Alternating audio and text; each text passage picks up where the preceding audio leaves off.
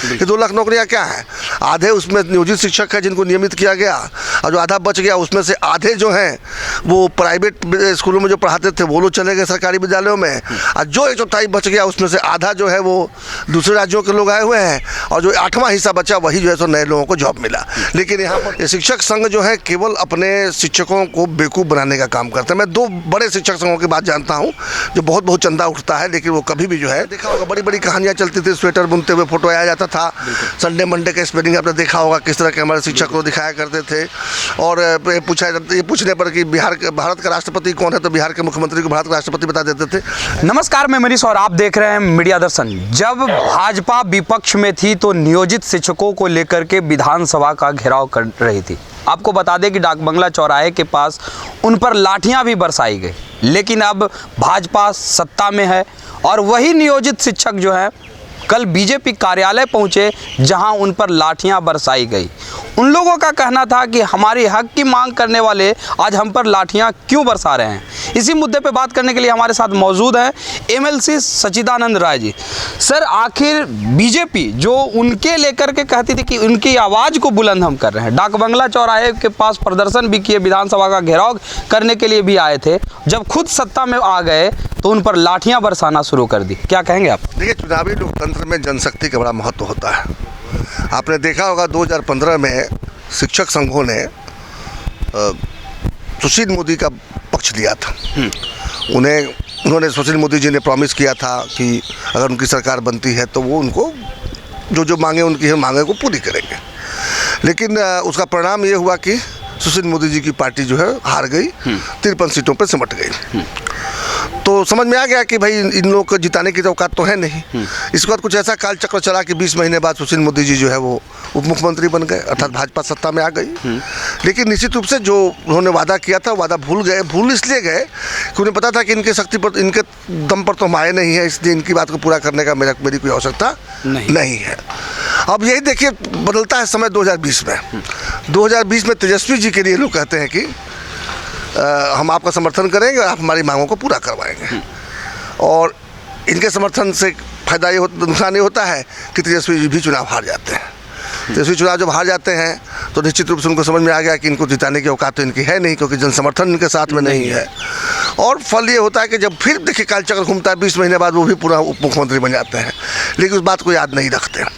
ये अलग बात है कि चुनाव का जब दबाव नज़दीक आया तो, और चूँकि नौकरी देने वाली बात थी तो नौकरी में क्या कहा जाए, नया नौकरी देने की तो स्थिति बहुत है नहीं, तो लगा कि उन्हें नियोजित शिक्षकों को ही जो है हम नियमित करने का काम करें, उसी को कहें कि नौकरी बांट दिए। ये जो चल रहा है ना, दिखाया जाए 2 लाख नौकरियाँ, ये 2 लाख नौकरियाँ क्या है?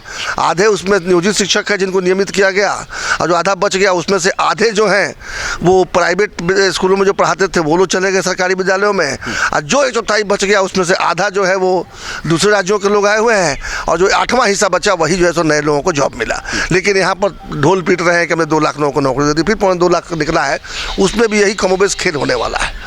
लेकिन जहाँ तक ये शिक्षक संघों का सवाल है, ये शिक्षक संघ जो है केवल अपने शिक्षकों को बेवकूफ़ बनाने का काम करते हैं। मैं 2 बड़े शिक्षक संघों की बात जानता हूँ जो बहुत चंदा उठता है, लेकिन वो कभी भी जो है शिक्षकों के बारे में कुछ बहुत अच्छा काम वो लोग कर नहीं पाए। और करना चाहते तो सबसे पहले उनको उनकी जो प्राथमिक जिम्मेवारी जो है शिक्षण प्रशिक्षण, उसकी बात करते कि नहीं, जब बच्चों को आप पढ़ाइएगा तब क्या होगा कि समाज के लोग आपके समर्थन में खड़े होंगे, आपकी बात करेंगे। तो ऐसा तो होता नहीं है। आपने देखा होगा बड़ी कहानियाँ चलती थी, स्वेटर बुनते हुए फोटो आया जाता था, संडे मंडे का स्पेलिंग आपने देखा होगा किस तरह के हमारे शिक्षक को दिखाया करते थे।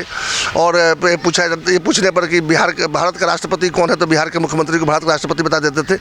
ऐसे बहुत सारे वीडियो हम लोग देख चुके हैं यूट्यूब के ऊपर में। तो नियोजित शिक्षकों की गुणवत्ता को लेकर तो हमेशा ही प्रश्न उठते रहे हैं।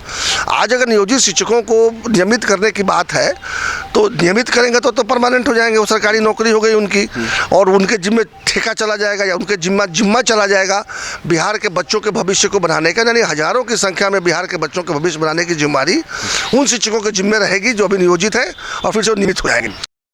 तो ऐसे तो हो नहीं सकता। निश्चित रूप से पहली बात, उनको नियोजित होने में भी क्राइटेरिया अलग रखना चाहिए था, जैसे कि उस समय की सरकार ने किया कि मुखिया जो है वो पैसा लेकर, और मैंने देखा है, मेरे यहाँ हुआ था कि ईंट भट्ठे के ऊपर बैठ कर मुखिया जी जो है वो नियोजित शिक्षकों का नियोजन कर रहे थे।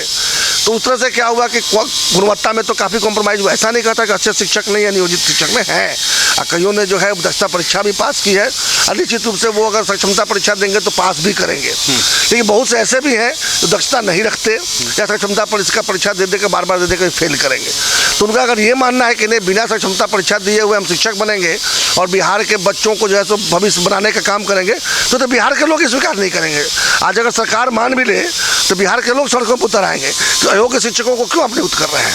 के पाठक का बयान आया, उन्होंने कहा कि यदि नियोजित शिक्षक की जो है 3 बार सक्षमता परीक्षा में असफल हो जाते हैं तो उन्हें सेवा मुक्त ही कर दिया जाएगा। यही एक सही, ये भी संभव नहीं है। जिनको आपने नियोजन किया था, बहुत पहले किया था, कोई 5 साल, कोई 10 साल, कोई 20 साल से काम कर रहा है, आज वो रोजगार खोजने कहाँ जाएगा? आपकी गलती का वो तो शिकार नहीं हो सकता है। हाँ, ये एक तरफ जहाँ ये सही है कि सक्षमता परीक्षा उनको पास करनी चाहिए अगर उन्हें बच्चों को पढ़ाना है तो, क्योंकि कोई अयोग्य शिक्षक जो है बच्चों को योग्य नहीं बना सकता है, तो देंगे। मुझे पूरा विश्वास है कि अधिकांश इसमें से पास कर भी जाएंगे और सरकारी कर्मचारी बनकर जो शिक्षक प्रशिक्षण का काम करेंगे। लेकिन कुछ ऐसे भी लोग हो सकते हैं जो उसके योग्य नहीं है, उसमें उनका कोई कसूर नहीं है। जब उनका सिलेक्शन हुआ था तो उसमें तो क्राइटेरिया नहीं था कि आपको क्षमता परीक्षा पास करनी पड़ेगी। बिल्कुल। आज अगर वो पास नहीं कर पा रहे हैं, 2 बार 3 बार 5 बार के प्रयास में नहीं कर पा रहे हैं, तो वो जिसके लिए योग्य हो, सरकार में केवल शिक्षकों की जरूरत ही नहीं है, बहुत से दफ्तर हैं, बहुत से कार्यालय हैं जहाँ पर अन्य प्रकार के कर्मचारियों की जरूरत है जिसके लिए योग्यता वो रखते होंगे, रखते हैं।